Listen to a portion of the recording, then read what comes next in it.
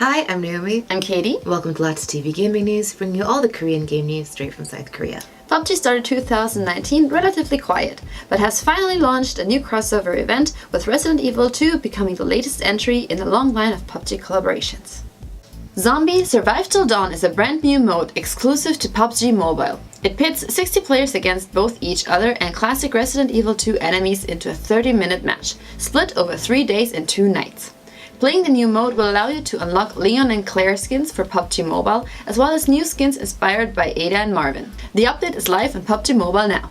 And if you're looking for something new to play but Battle Royale isn't your taste, then no fear, as global pre-registration has just begun for Nexon's new upcoming MMO, LYN the Lightbringer. LYN is a collaboration project between Nexon Korea and Jung Joon-ho, the iconic art director of Pulsar Studios. The mobile RPG is said to be story-driven, allowing players to explore a diverse world with elevated combat, intriguing stories, and collectible heroes, and all presented with the elegant polish that Jung Joon-ho is renowned for. You can pre-register for the game on both the App Store and Google Play. And after keeping hush from G-Star, new details about Nexon's upcoming MMO Traha have been coming in fast and furious since their media showcase. Last week we got a closer look at the game's unique new Infinity class system. The Traha developers have already stated that the story and world are deep-rooted in classic RPG traditions, and that the game's real innovation lies in its Infinity class system that allows players to switch their character's class depending on the weapon they wield. There will be 6 types of weapons that can be equipped: a great sword, a dual sword, bow, shield, knuckles, and a staff. Interestingly, it seems eligibility for each weapon depends on a character's build, as smaller females will use shields and knuckles, while larger characters can use larger swords. Traha will be available to download in Korea on April 18th. And another Nexon news, the publisher released another MMO just last week, with Axe Alliance vs Empire launching globally for both Apple and Android devices. Axe Alliance vs Empire is set in a fantasy universe in which 2 warring factions clash to control the fate of the world. Players choose which side to align with, and then build a character based on the character classes unique to each faction. With an expansive storyline campaign and a vast open world, players can also engage in PvP battles ranging from 4v4 to large-scale 75v75 faction warfare. You can download Axe Alliance vs Empire on the Apple and Google Play stores today. And as the state of the Korean game industry remains volatile, Korean publisher Smilegate continues its expansion as they acquired the majority stake in the developers of Epic 7 Super Creative. Epic 7 was the first game built in Super Creative's in-house engine and has gone on to take the world by storm. The game launched worldwide last year and has seen success in the top 10 grossing charts of both Apple and Google stores in several countries, including North America, Singapore, and Taiwan. With such success for a brand new IP, it's no surprise that Smilegate chose to invest and acquired a 64% stake in the developer Super Creative. It likely means that the highly lauded Yuna engine used to build Epic 7 will also be used in other Smilegate properties. It's the final week of off-season as we gear up for the start of Contenders Korea 2019. We finally have a start date to mark in our calendars, and teams have made some last-minute roster additions and announcements before it's all due to kick off next week.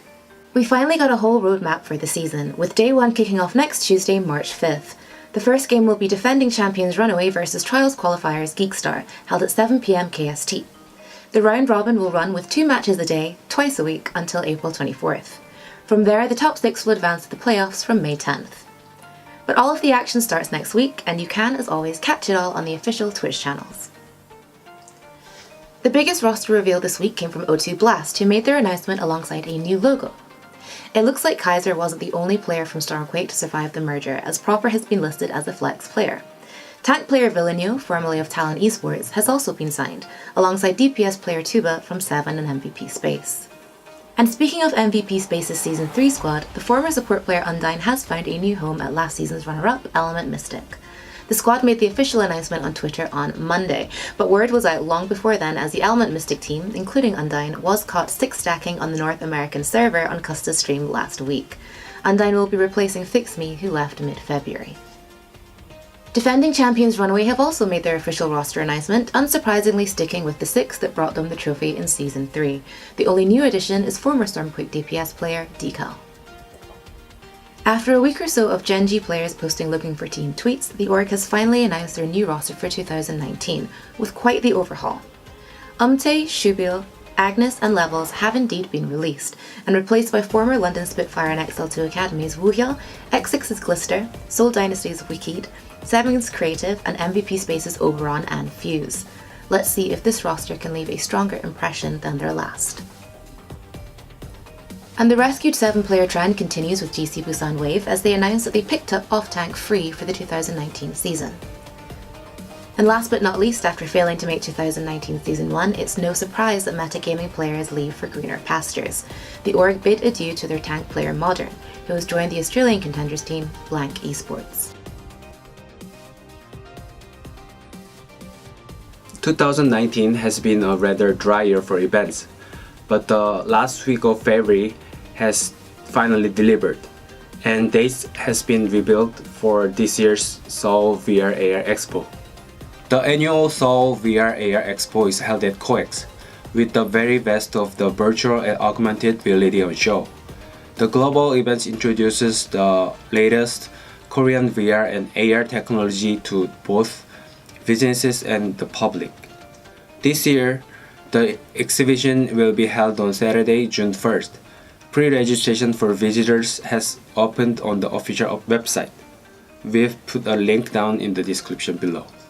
And that's it for today. See you all next week. Bye! Bye bye!